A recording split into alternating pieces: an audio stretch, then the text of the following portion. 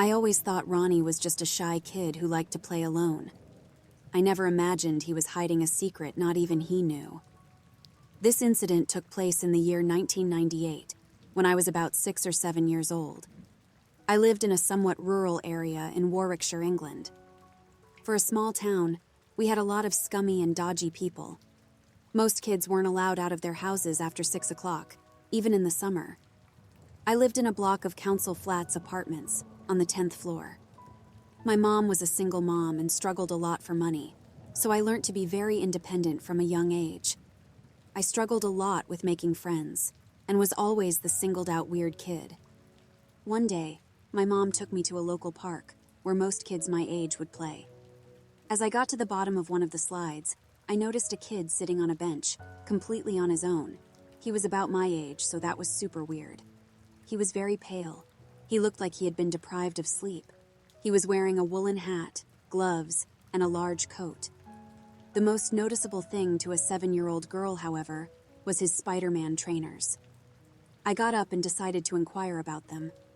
"I like your shoes. Where did you get them?" I asked him. He blinked, then looked up at me. He shrugged his shoulders and said, "My daddy got them for me." His voice was very raspy and tired sounding, like he had a cold. "Why are you on your own?" I asked him. "I came here on my own." I was very confused, as I was used to going everywhere with my mother. "Okay, well, what's your name?" I said, smiling down at him. "Ronnie, my name's Ronnie." "Well, do you want to play with me, Ronnie?" He stood up, his eyes widening slightly. "Okay." There was no emotion in his voice, or to him whatsoever, but I still always played with him, because he came up with some super cool games, some I still remember to this day.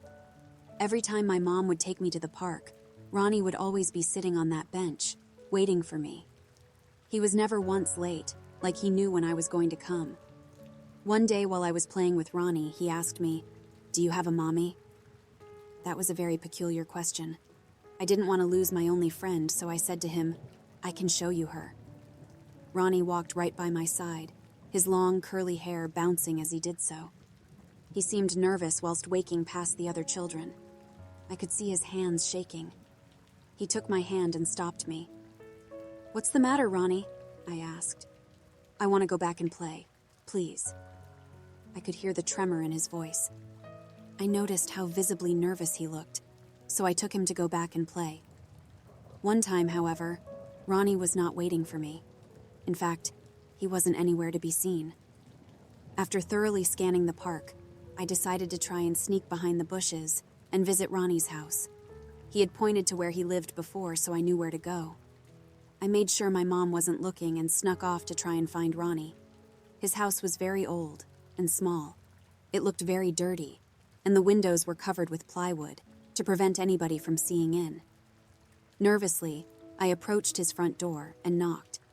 To my surprise, an older man opened the door. He was so scary looking. Similar to Ronnie, he looked sleep-deprived and expressionless, but without Ronnie's deathly blue paleness. "Is Ronnie here?" I asked the man while stuttering. He gave me an angry look and slammed the door shut in my face. Disappointed, I ventured back through the bushes and into the park. My mom was calling my name and frantically searching for me.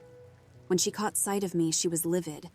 She brought me straight home and said I wasn't allowed to go back to the park for an entire month for giving her such a scare. I remember looking outside my bedroom window and seeing the park off in the distance. Ronnie would still wait for me every day on that rusty old bench.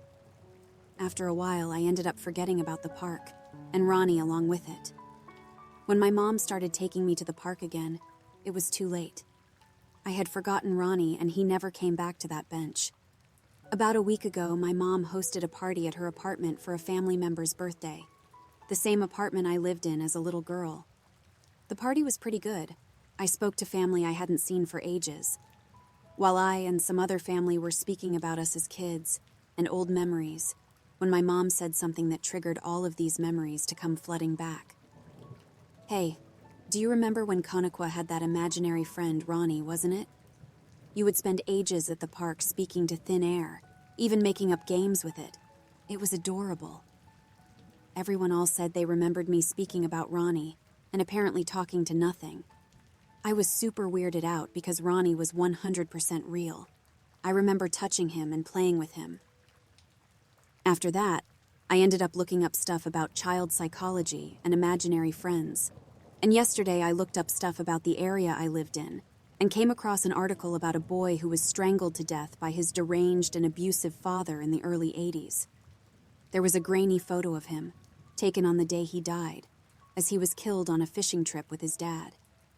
He looked so smiley and happy. As I read more, it said his dad was only arrested in 2001, and the poor kid didn't get justice until almost 18 years. There was another photo of him, still as grainy as the last one. Then, I noticed something that made my stomach drop. He was wearing a pair of bright red and blue Spider-Man trainers,